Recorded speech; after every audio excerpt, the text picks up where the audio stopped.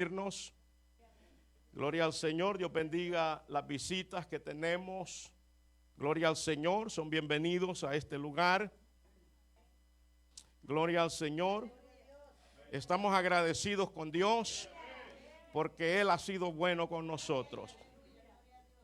Vamos a estar hablando la importancia de la cena del Señor. Capítulo 26 de Mateo, verso 26 al 29.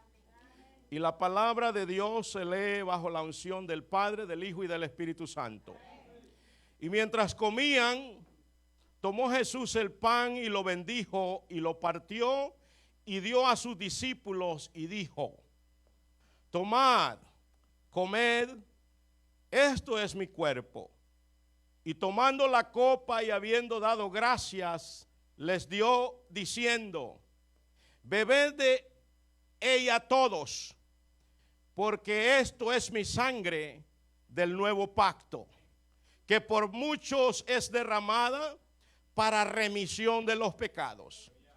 Y os digo que desde ahora no beberé más de este fruto de la vid hasta aquel día en que lo beba nuevo con vosotros en el reino de mi Padre. Vamos a orar en esta hora. Amado Dios, oramos, Padre, por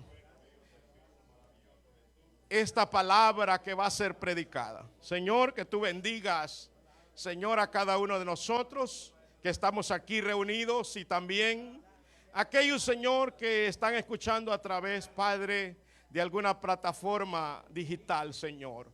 Bendiga, Señor, nuestras vidas. Pedimos, Padre, en esta hora que esta palabra pueda llegar, Señor, pueda llegar al alma, pueda llegar al corazón, pueda llegar, Señor, donde tenga que llegar, Señor. Pedimos, Padre, que me ayudes con la unción de tu Espíritu Santo, que me des el denuedo, que me des, Señor, el entendimiento, Padre, para que esta palabra pueda llegar y caer, Señor, y caer en buena tierra. En el nombre de Jesús, Señor, yo te pido, sí, Señor, que todo lo que hagas, Señor, sea para honra y gloria de tu nombre. Amén y amén. Gloria a Dios. ¿Se puede sentar? La importancia de la cena del Señor.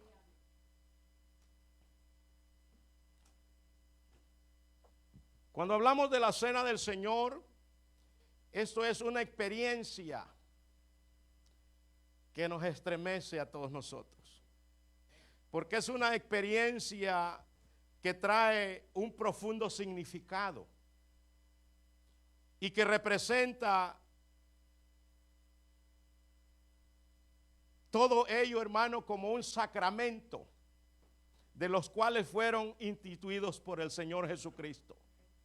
Y en este momento, cuando Jesús habla estas palabras a sus discípulos, fue esa tarde o esa noche cuando iba a ser la última noche que sus discípulos iban a estar con él.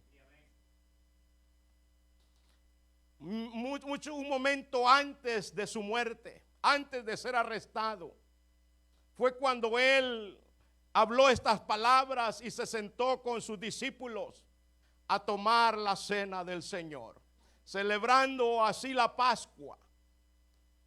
La Pascua que como tradición judía lo hacían cuando acababa de morir el Cordero. Y esto es lo que representa en este momento esta celebración. Representa a Jesucristo, porque Jesús es la Pascua y también es el Cordero de Dios.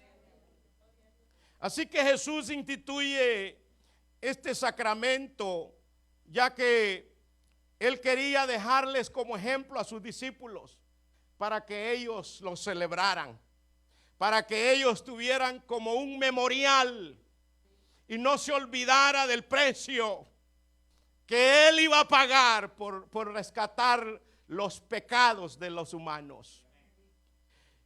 La cena del Señor es una parte integral de la adoración de todo cristiano.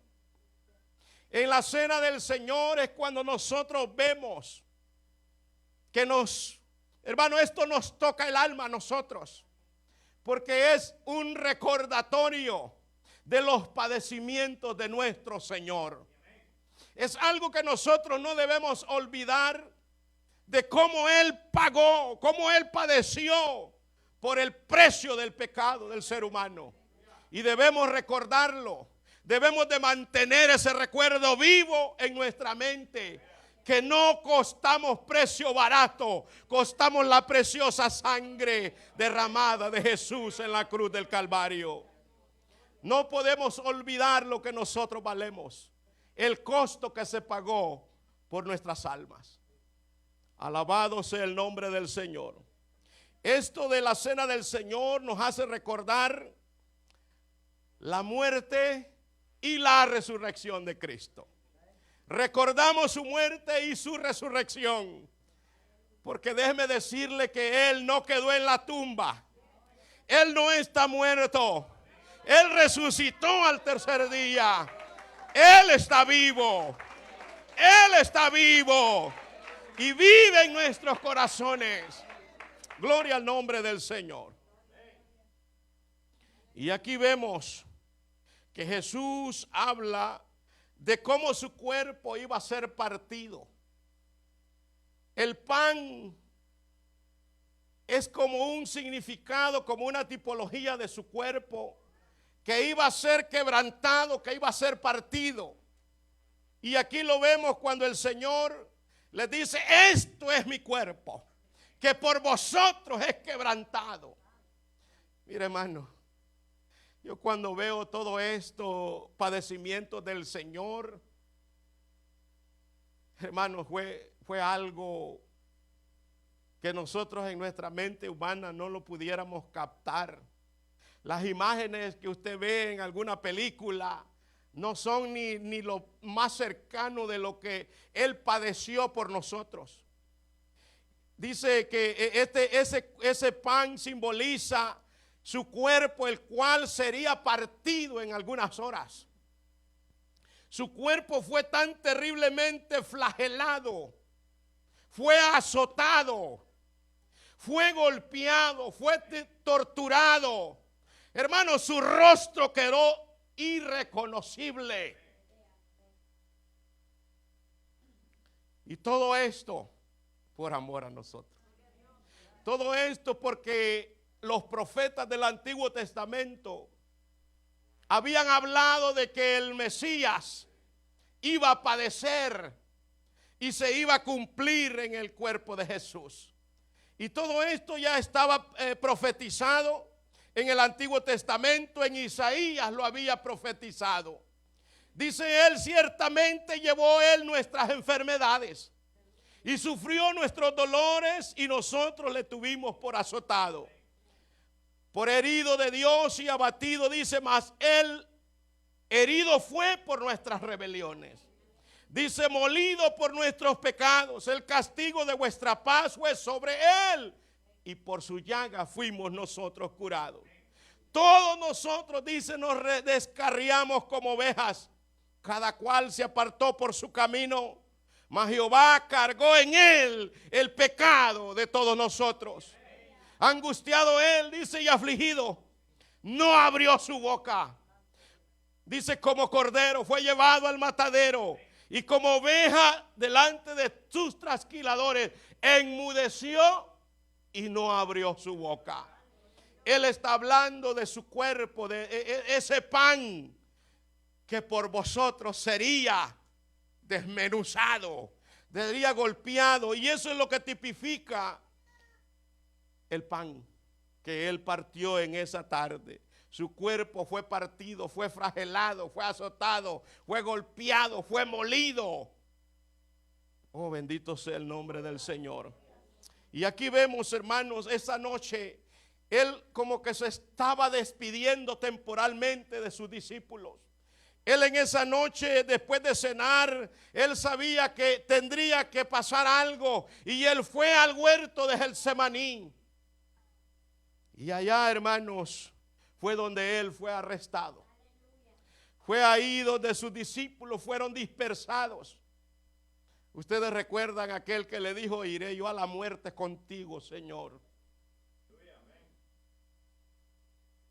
Pero hermanos, dice que todos se dispersaron, lo dejaron solo. Y en su debido momento él se sintió solo, se sintió desamparado, porque no era fácil esa copa que había de beber.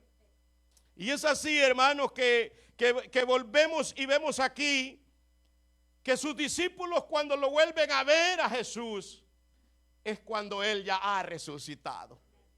Cuando él ya pasó por la, ¿cómo le llaman? La calle, la vía dolorosa, ese camino hacia la cruz, sus sufrimientos. Y cuando ellos lo vuelven a ver, ya él había resucitado.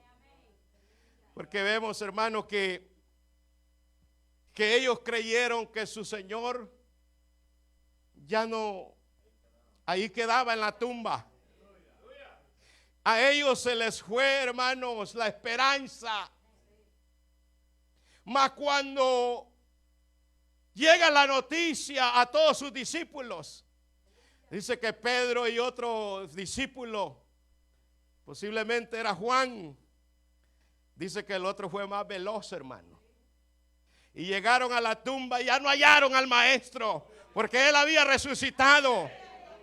Y aquellas mujeres que fueron al sepulcro, cuando ellas estaban ahí, estaban llorando, se les aparece un ángel y le dice: ¿por qué buscáis entre los muertos al que vive? Él ha resucitado. Él no está aquí, él está vivo. Recuerdo, hermano, en cierta ocasión, hace muchos años, fui invitado a una iglesia como un amigo, creo que era yo todavía. Y había un hombre que era el cantante de esa noche. Este hombre empezó a cantar un cántico en relación a lo que yo estoy predicando.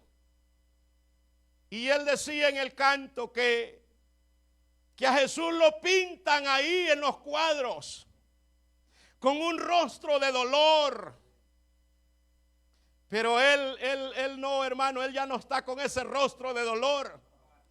Porque ese es un Cristo vivo al que nosotros alabamos.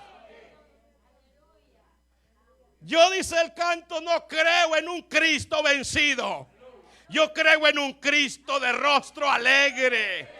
De rostro alegre. En ese Cristo es el que yo creo. Él no está vencido, él venció. Venció la muerte. ¿Y por qué cree que venció la muerte? Porque no había pecado.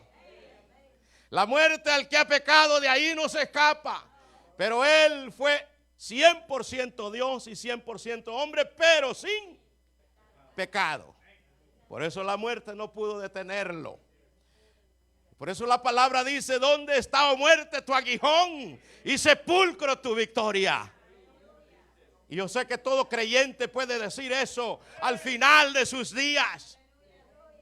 Si ha caminado rectamente con Dios, le dirá: ¿dónde está, oh muerte, tu aguijón? ¿Dónde, oh sepulcro, tu victoria? Porque si morimos en Cristo, seremos los primeros en levantarnos. Seremos los primeros en resucitar y recibirle en el aire al Señor. Gloria al nombre del Señor. Así que, hermanos, Cristo es nuestra Pascua. Y eso lo dice 1 Corintios 5:7. Dice: nuestra Pascua es Cristo. Dice que ya fue sacrificado por nosotros. Él es nuestra Pascua. Y el día de hoy estamos haciendo ese memorial, celebrando ese memorial. Porque lo que vamos a hacer hoy es en memoria a Él, para que en nosotros siga vivo. Y es que, al decir verdad, hermanos, cuando usted tiene esa memoria de un ser querido, verdad que sus entrañas se conmueven. Sí, hermano, nos conmovemos, porque más si es un ser querido. Pero vemos aquí que hacemos el memorial del Señor, de Cristo. Pero Él no está muerto, Él está aquí en medio de nosotros. Y hermano, cuando uno nos recuerda, es un memorial de alguien que ya murió, pero Él resucitó. O sea que Él está presente aquí en medio de nosotros. Y cuando nosotros alabamos a Dios, Él se mete en medio de la alabanza. Y si nosotros le alabamos a Él, hermano, empieza a crecerse de un cordero y se hace león. Él habita en medio de la alabanza. Por eso es que cuando le alabamos nosotros lo sentimos. Lo sentimos, hermano, y por eso nosotros nos quebrantamos. Gloria al nombre del Señor. Así que ya les dije, hermano, que el pan tipifica el cuerpo del Señor, que por vosotros dice que fue partido. Ahora el jugo de la uva, esto simboliza la sangre, indicándola terriblemente que Él iba a experimentar. Y esto que Él habló, estas palabras, debemos de entenderlas nosotros, que el pan es su cuerpo y el vino tipifica la sangre del cordero. Y entonces la sangre es vida. ¿Cuántos saben que la sangre es vida, hermano? La sangre es vida.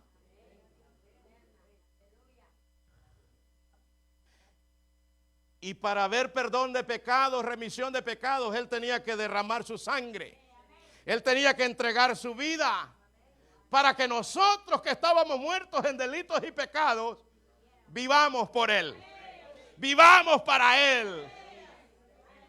Entonces dice que la sangre es viva. Él iba a entregar su propia vida por nosotros, su propia sangre, para que nosotros, estando muertos en delitos y pecados, tuviéramos vida juntamente con Cristo. Por eso es que nosotros estamos vivos. Yo ya les dije, hermano, que el hombre sin Cristo está en un estado de coma. Está muerto. Pero cuando esa gota de sangre le llega y cae en el espíritu de ese estado de coma, revive. Y llega a ser un ser vivo, un ser que hermano, le da gloria al Señor. Por eso es que cuando alguien viene al evangelio, ¿por qué dice no vine antes al Señor? Porque estaba en estado de coma, hermano.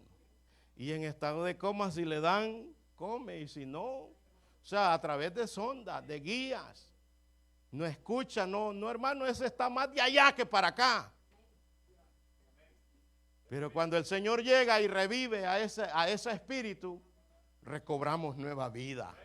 Vivimos nuevamente. Él nos da vida cuando estábamos muertos en delitos y pecados. Entonces no olvidemos que la salvación y todos los beneficios de la gracia de Dios son por la sangre derramada en la cruz.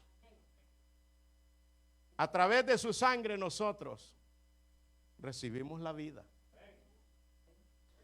Y dice que sin derramamiento de sangre no hay remisión de pecados. Pero es la sangre de Jesús.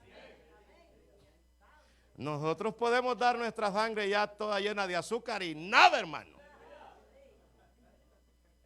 Ni aunque demos la última gota nosotros.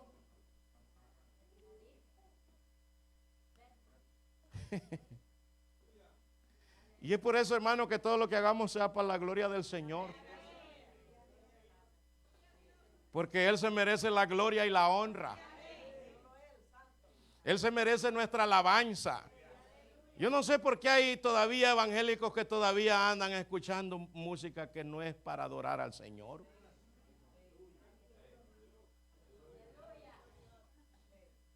Si Dios nos ha hecho para alabanza de su gloria. Usted y yo ya no tenemos que andar escuchando, hermanos. Es más, hermano, póngase un termómetro cuando esté ahí comprando algo y haya una música que, a ver si empieza a mover la patita. Ay, tiene que reconciliarse, hermano. Porque, hermano, la música mala es la que hace mover las caderas y los pies, ¿verdad? Pero la música que es buena es la que nos hace derramar lágrimas delante del Señor, es la que toca nuestras fibras del alma, es la que adora y glorifica al Señor. Esa es la buena música. Sí, la que nos edifica a nosotros, en la cual sentimos la presencia de Dios. Gloria al nombre del Señor. Jesús dijo: hagan esto en memoria de mí. Él dice: hagan esto en memoria, recuérdenme. Por eso dice que cada vez que hacemos esto de la cena del Señor, anunciamos la muerte de Él. Sus padecimientos están vivos. Y eso es lo que debemos de predicar nosotros como iglesia. Que el precio que pagó por un alma fue la vida. Fue su propia vida. Hermanos, mire, y por eso el Señor nos compara a nosotros como esa esposa, ¿verdad?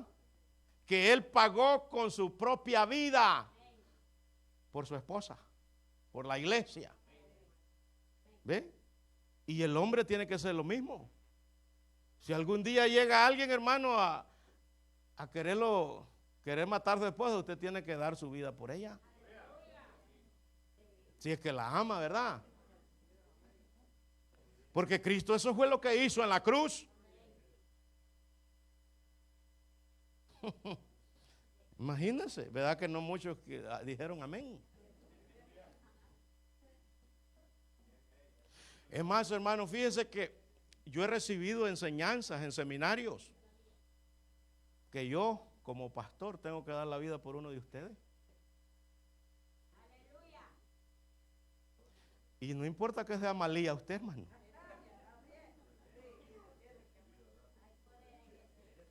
Hermano, tanto amor tiene que tener un pastor para la iglesia, que tiene que estar apto para dar su propia vida por un miembro de la iglesia.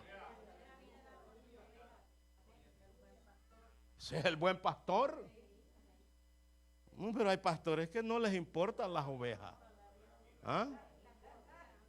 Solo les pelan el cabello y no les dan de comer buen pasto. Sí, hermano.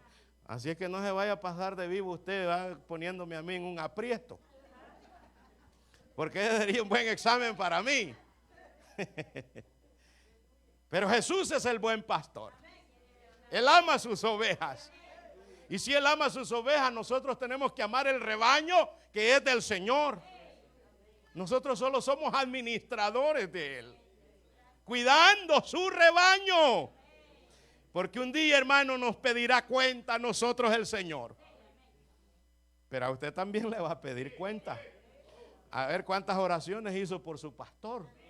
A ver cuántas veces usted se desveló y derramó lágrimas pidiendo por su pastor. Como que les dije algo malo, me parece. Como que pisamos un callo por ahí. Jesús dijo: hagan esto en memoria de mí. Dice la palabra de Dios: el que come mi carne y bebe mi sangre tiene vida eterna. Eso dijo Jesús en el libro de Juan. Y es que esto es un simbolismo en el cual nosotros, hermano, no es que se va a poner a comer la carne, sino ese pan. Imagínense que en la historia antigua de la iglesia, para perseguir la iglesia, los acusaban de canibalismo cuando leían estos textos. Decían que los hermanos se comían, ¿verdad? Los otros, y posiblemente tenían razón, pero la Biblia dice que aunque nos morgamos uno con otro, mira que tampoco lo vayas a consumir. Eso dice la Biblia, ¿sí o no? Y alguien, hermano, cuando uno le da a la iglesia, los aconseja, ¿verdad? Que hay que, ¿verdad?, llevarse bien como hermano. Alguien me dijo: ¿y qué hacen los hermanos? Me dijo. ¿Verdad que los hermanos pelean? Me dijo. Sí, pero en la casa, le digo, en la iglesia no. Él queriendo decir que en la iglesia también hay que agarrarse. No, hermano. Somos nuevas criaturas. Ahora somos hermanos de un solo, hijos de un solo padre. Y es el Padre eterno, Él es nuestro Padre. Y Él nos dice cómo debemos de hacer. Allá en la casa, en lo natural es otra cosa. Allá se puede despelucar y todo, pero no, en la iglesia no.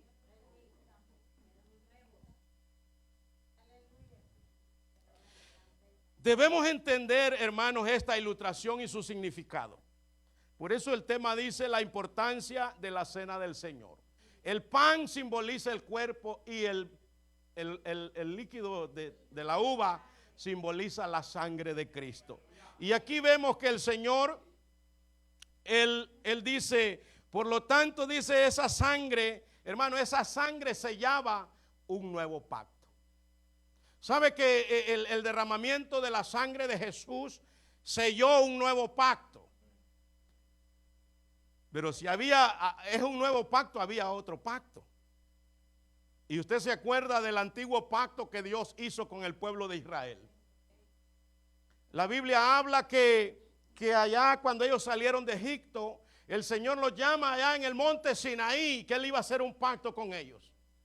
Y ellos envían, no, Moisés, anda tú, Moisés. Imagínense, no resistían la presencia de Dios. Y es ahí donde el Señor hace un pacto con ellos, les da estatutos, les pone los 10 mandamientos. Y ellos dijeron, sí, vamos a hacer lo que Dios dice. Y dice la Biblia, hermanos, que Moisés tomó ahí una víctima, un cordero, lo degolló y dice que la mitad de la sangre roció aquel altar y la otra mitad roció el pueblo con esa sangre. Y ahí estaban haciendo un pacto con Dios de que iban a cumplir sus estatutos. Pero ¿qué pasó?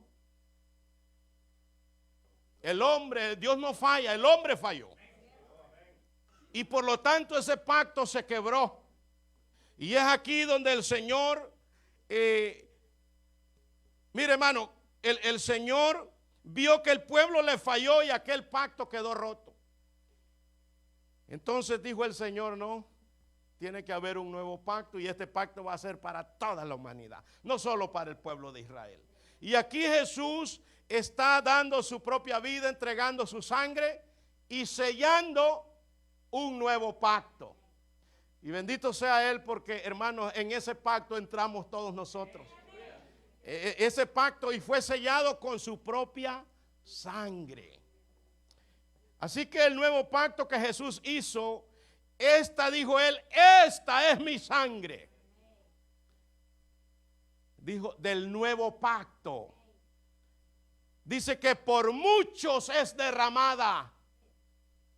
El nuevo pacto fue sellada en ese momento por la sangre de Jesús. Y en ese pacto, hermano, entramos todos los humanos. Imagínense ser parte ahora de la iglesia de Cristo. Hebreos 7:22 dice, Jesús es el mediador. Él es el fiador de un mejor pacto. Usted se ha fijado cuando alguien tiene cortes y necesita, ¿verdad?, que alguien haga algún buen depósito y ponga su firma. Un fiador. Pues Jesús es ese fiador. ¿Estamos en deuda? Estamos en deuda, ¿verdad? No podemos pagar esa deuda, hermano. ¿Con qué podemos pagarle al Señor? Él nos rescató de la esclavitud del pecado. Él nos hizo libres a nosotros, libres de las garras de Satanás. Él es el fiador, Él es el mediador. Él es el que puso la firma para que nosotros fuéramos absueltos de toda culpa. Por lo tanto, nosotros, hermanos, debemos de ser agradecidos. Porque no tenemos con qué pagarle al Señor. Solamente con servirle, con adorarle, con darle gloria al Señor, con ser obedientes. Con solo ser obedientes, hermanos, estamos haciendo algo. Mire, hermano, Jesús estaba inaugurando su reino en ese momento al darle a sus discípulos entregar la copa del nuevo pacto. Cuando Él le dice, esta es la copa, esta es mi sangre del nuevo pacto. Les estaba pasando la copa a sus discípulos. Y aquí lo que Él estaba haciendo, les estaba diciendo que serían admitidos todo aquel, hermanos, todo aquel que le recibiera a Él iba a ser admitido en ese nuevo pacto. Y qué bueno que nosotros, ¿verdad? Ya somos parte de ello. Estamos ahí adentro, estamos caminando. Aunque a puras penas, pero ahí vamos. Y cuando Él hace ese nuevo pacto, ya no era necesario esperar, hermanos, nada más. Ahora lo que esperamos es esa venida del Señor a recoger su iglesia. Yo no veo que usted se alegre, hermano. Él viene a recoger su iglesia, las que son parte de ese nuevo pacto, las que le han aceptado a Él. Aleluya. Y aquí, hermanos, así que en cierto sentido, cuando volvemos a celebrar la cena del Señor, estamos recordando ese momento. Qué triste, hermano, ha de haber sentido el Señor ese momento, sabiendo que era su último instante con ese entorno de los discípulos. ¿Verdad? Solo de imaginar el momento, porque ellos amaban a su Señor, amaban a su Maestro. Y cuando Él les dice, oiga, hoy será la última vez. Imagínense cómo se habrán sentido ellos. Se sintieron tristes. Fue una escena en la cual han de haber habido, hermano, cosas en la mente, pensamientos encontrados de sus discípulos. Porque Jesús ya no iba a estar con ellos. Yo creo que ellos amaban a Jesús, pero tenían que pasar por una prueba muy grande. Y en esa prueba muy grande es donde muchos se quedan. Pero el Señor fue bueno, hermanos. Y aquel que lo negó lo restauró. Porque Él no culpa, hermano, a aquel que le falla cuando viene arrepentido. Sí, hermano, porque Pedro se arrepintió de verdad. Pero hubo otro hermano que lo traicionó. Y ese se arrepintió, pero ya era muy tarde. Y ese se ahorcó, hermano. Imagínense. Las despedidas son tristes, ¿verdad? Y vemos aquí la despedida de Jesús. Fue muy triste y fue dolorosa. Por un lado fue triste y dolorosa, pero por otro lado había una esperanza, hermanos. Porque Él les dijo al tercer día que iba a resucitar. Y esa es la esperanza de todo cristiano, que Él resucitó. La Biblia dice que esa es la esperanza bienaventurada de todos nosotros.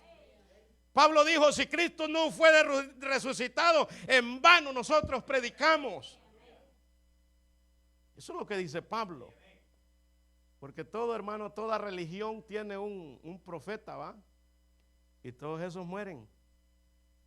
Pero Jesús,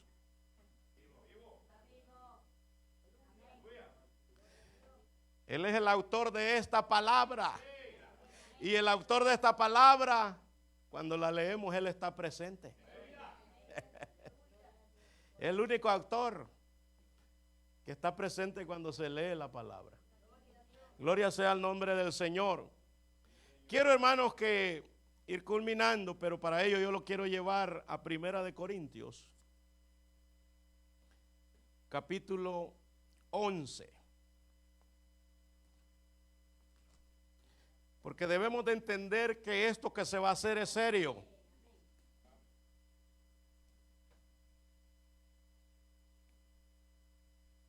Capítulo 11 de 1 Corintios. Búsquelo, por favor, para que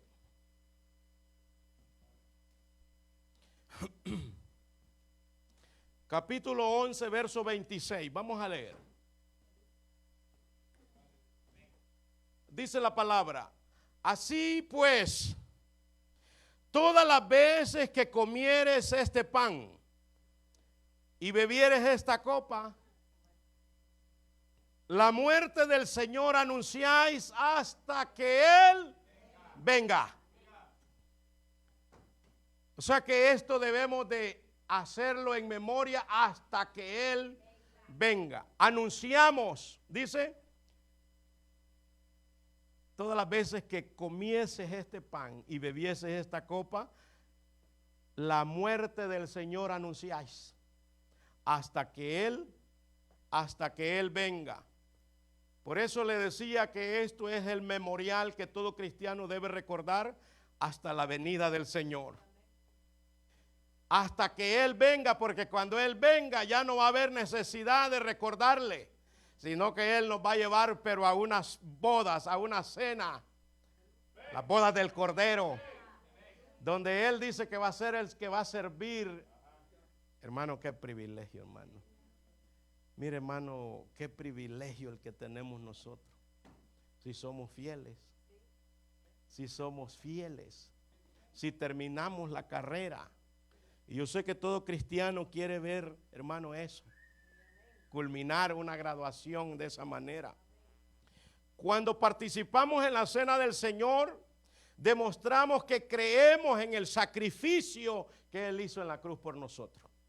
Anunciamos, es necesario recordar, hermano, la muerte del Maestro. Yo, como le digo, hermano, cuando yo predico de Jesús, no sé, hermano, mi alma se estremece, porque es ahí donde nosotros vemos que el precio que se pagó fue grande. Y no podemos nosotros tomar a la ligera ese sacrificio. Debemos de tomarlo en serio. Entonces dice que cuando participamos del pan y del vino, estamos anunciando la muerte del Señor. Pero dice el 23 ahí, en el mismo verso, en el mismo capítulo. Dice el apóstol Pablo: porque yo recibí del Señor lo que también os he enseñado, que el Señor Jesús, dice, la noche que fue entregado, tomó pan y habiendo dado gracias, lo partió y dijo: tomad, comed, esto es mi cuerpo, que por vosotros es partido, haced esto en memoria de mí. Asimismo, dice, tomó la copa, también tomó la copa después de haber cenado, diciendo: esta copa es el nuevo pacto en mi sangre. Haced todas las veces que la bebieres en memoria de mí. O sea que cuando nosotros, hermano, en este momento, cuando estemos tomando el pan, usted está recordando el cuerpo. Y cuando tome esa copa, es algo, hermano, que nosotros estamos haciendo una memoria de esa sangre derramada.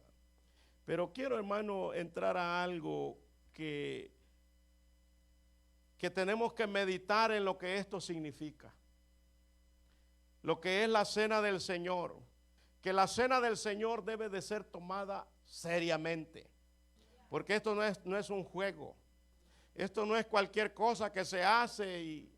No, hermano, esto se debe tomar con seriedad. Esto demanda una vida santa. Una vida consagrada con el Señor. Una vida apartada del mundo. Tomar la cena del Señor requiere, hermano, de todo eso. Una vida apartada de las cosas del mundo. Y esto lo vemos ahí mismo, capítulo 10 de 1 Corintios, capítulo 10. Vaya conmigo ahí, hermano, para que vea verso 20.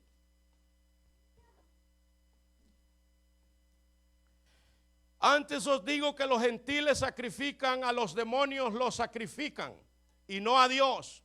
Y no quiero que vosotros os hagáis partícipes con los demonios. No podéis beber de la copa del Señor y la copa de los demonios. No podéis participar de la mesa del Señor y de la mesa de los demonios. Mire, hermano, esto es serio. Por eso, hermano, es necesario dar estas enseñanzas cuando vamos a hacer la Santa Cena. Porque las cosas son serias. Aquí, hermanos, no es como en otro lugar que todo mundo, hasta los niños, lo pueden hacer. Aquí tenemos que hacerlo con conocimiento, con cordura. No podemos estar en el mundo y andar en el mundo, participar de las cosas del mundo y venir a participar de la mesa del Señor. La mesa del Señor es santa y Él demanda santidad en las cosas que son dedicadas a Él. La sangre que Cristo derramó fue una sangre santa. Y solo esa sangre podía perdonar pecados. Gloria al nombre del Señor. Así que, hermanos, hay una amonestación aquí en la Biblia para que nosotros meditemos. Nadie que esté en pecado puede, al menos que se arrepienta en el mismo momento. Porque Dios es un Dios de justicia. Y usted pudo haber venido en pecado, pero si en el momento antes de tomarla, usted se arrepiente y se arrepiente de verdad, usted lo puede hacer.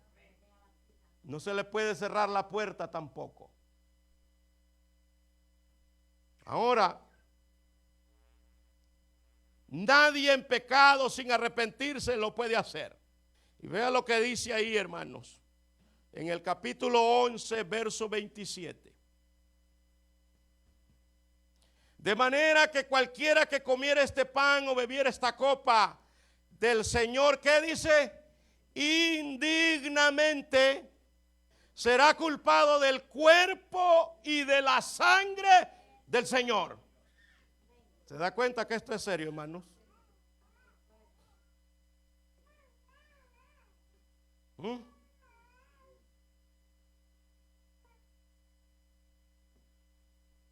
De manera que cualquiera que comiera este pan y bebiera esta copa del Señor indignamente, y esto lo dice la palabra, no lo digo yo, será culpado. Será culpado del cuerpo y de la sangre del Señor. Por tanto, dice el verso 28, pruébese cada uno a sí mismo y coma así del pan y beba de la copa. Un autoexamen. Usted sabe cómo está con el Señor. Dios y usted sabe cómo están. No me venga aquí a tomar Santa Cena solo porque lo vean. Usted está tomando juicio. Puede ser culpable de esa sangre y del cuerpo del Señor. No solo para que diga que no estoy en pecado. Es mejor arreglar la vida primero, hermanos. Arréglese con el Señor. Usted lo puede hacer ahí donde está y decirle al Señor, perdóname, me arrepiento, pero que sea de verdad. Y hermano, vea, hermano, la cosa es seria y dice, porque el que come y bebe indignamente sin discernir, solo porque donde va Vicente va toda la gente, solo porque mi amigo va yo también voy. Tiene que aprender a discernir. Vean, porque el que come y bebe indignamente sin discernir el cuerpo del Señor, ¿qué dice? Juicio come y bebe para sí. Por lo cual dice, mire, hermano, esto es serio, hermano. Esto es serio. Dice, por lo cual hay muchos enfermos. Por lo cual dice, hay muchos enfermos y debilitados entre nosotros. Y muchos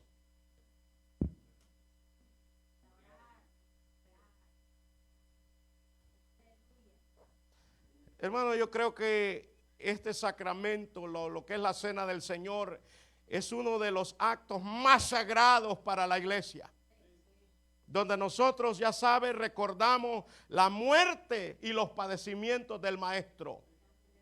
Por lo tanto, debemos de tomarlo con mucha seriedad.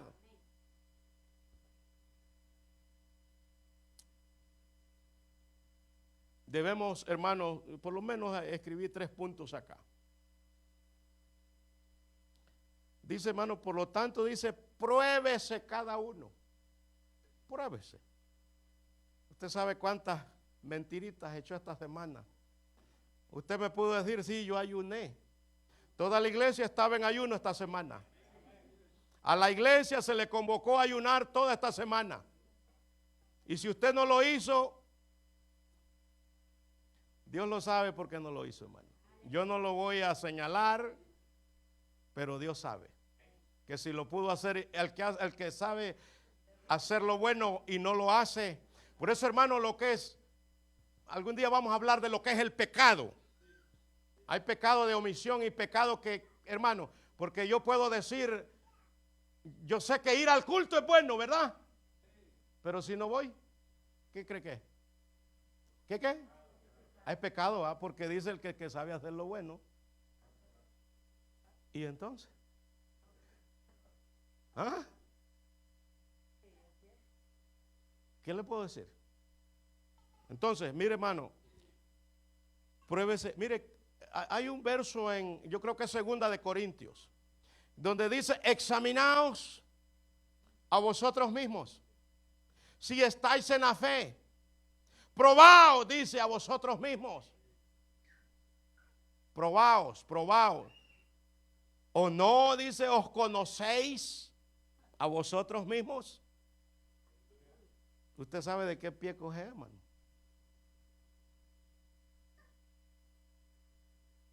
Al menos, dice ese verso, hermano, ese verso me lo memoricé hace años.